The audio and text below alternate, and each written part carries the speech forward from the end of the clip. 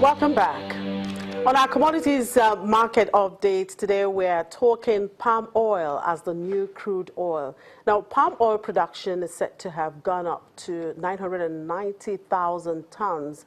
It was about 955,000 tons, that's in 2016. Well, the difference is not quite much. But palm oil, which used to be Nigeria's biggest export producer before the discovery of crude oil, has now been adopted by Asian countries, earning over $25.2 billion in exports. Historically, Nigeria was the world's leading producer of palm oil. That's independence.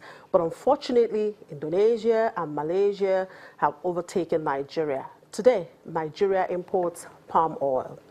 And with crude oil still the country's major source of foreign exchange earning, the call to diversify the country's revenue source has been a mantra over the years. And let's talk about this commodity with Ada Akonobi, one of the research analysts at Financial Derivatives Company. Good morning, Ada. Good to have you on this side. Good morning. All right. Now, Nigeria used to be the world's leading producer of palm oil. Where did we get it all wrong?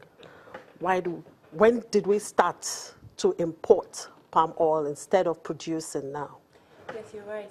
Sometime in the 60s and the 50s, Nigeria predominantly was if not one of the largest producer of palm oil. However, as we got by, we had the over-reliance on crude oil, and as well as the insecurity in the Niger Delta region, which where most of the palm oil was produced, and some other challenges as well.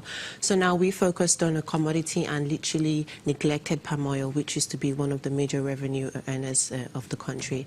Now, however, it seems like we're trying to go back to slowly revamping the palm oil sector to see ways of getting more revenue earners in the country. So yes. Talking about revenue earnings, what potential does this commodity have to actually become the highest revenue earner for the country? Well, if you look at the big players like Indonesia and Malaysia, they produced lots. I mean, Indonesia, which is the largest producer, production is about over 30 million metric tons, and Indonesia is about over 18 million metric tons. And Nigeria production is fairly between 900 to 990,000 metric tons against demand of 1.5 million metric tons. So in the global market, palm oil actually is one of the most consumed oil because it's broken down into, we have the food use and we have the industrial use. So palm oil is used for deep frying oil, for margarines, for ice creams and noodles, and in industrial use is used for cosmetics, personal care, lubricants and biofuel. So there's massive use for palm oil, and it's extremely useful. Even it's used for animal feed as well. So it is a massive revenue earner, but then we haven't been able to even produce enough for domestic consumption, let alone for exports. Now, what do you see to be the major challenges there for farmers that are into this palm oil production? So now the issue has been mainly aging trees. So if trees go beyond 30 years, productivity will be literally low, declining yields, and mostly in the palm oil sector in Nigeria, is mostly run by smallholder farmers. So we have low machineries, we have very poor maintenance of planting fields and machineries, and other constraints that we have, and that's why we're seeing our productivity isn't as much as it is. But then the good thing is that if you look at most agricultural bodies, they believe that our production is slowly creeping up. It was about 955,000 tons at 2015, 2016, but it's going up to 990, and it's expected to go up to about 1 million in 2018, 2019. So it's a very slow process, and the palm oil production takes a very long time. It's a very long-term project, and it's very important to also note that you have to keep replanting these aging trees, because if you don't plant them, productivity will be very poor, and these trees wouldn't give you substantial palm fruits, which would later be processed. Now, how has Nigeria's insufficiency in this commodity affected companies that actually use the palm oil as raw materials for manufacturing? Yeah, so the CBN put palm oil was part of the 41 items put put on the list from accessing interbank rates. And so what that did is that kind of incentivized the local producers to, you know what, let's go back and let's see if we can increase our production so that we can meet the needs of most of these multinational FMCG companies that need this commodity for, raw production. So what we're seeing, the likes of Okoma and Presco, we're seeing that their performance have been, they've been performing extremely well, and they've been listed on the Nigerian Stock Exchange. And so far Okomo's reports or Okomo's results have actually gone up about 55%. So that's very good. We can see that local palm oil producers are doing very well because they're trying to bridge that supply-demand gap.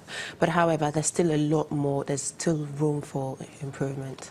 So how do you think Nigeria can leverage on the potentials that this commodity has got to actually earn more foreign exchange?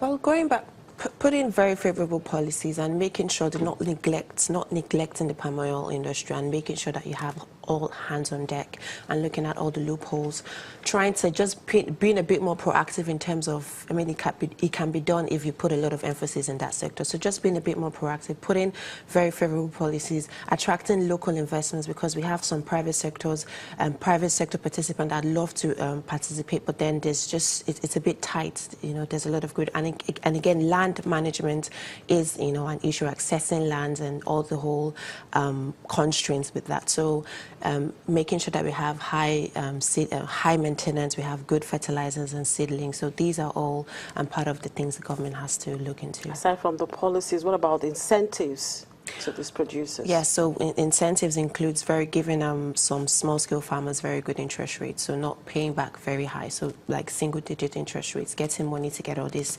equipments, then going to the farm and paying back at a very favorable, time. So yeah, these are all the things that the government has to look into. But it seems like we speak about this, it's like we speak about this all the time, but it's extremely important because Nigeria is blessed with a lot of commodities. We cannot just leverage on, we can't just focus on palm oil, cocoa, we can't just focus on crude oil. We have cocoa, we have palm oil, we have rubber, we have a lot of commodities that if we put in as much effort as we did with palm oil, we'll be able to have much more income coming into the country.